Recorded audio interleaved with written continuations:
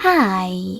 In front of me is OUKITEL WP20 and today I would like to show you how you can change default apps.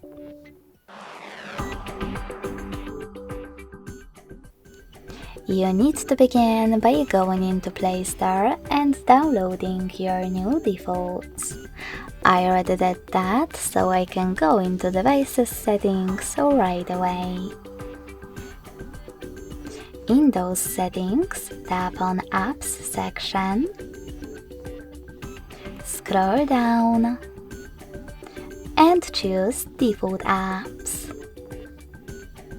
Now tap on one of those categories that you wish to manage. In my case, Browser app. Lastly, click on your new downloaded one in order to apply it.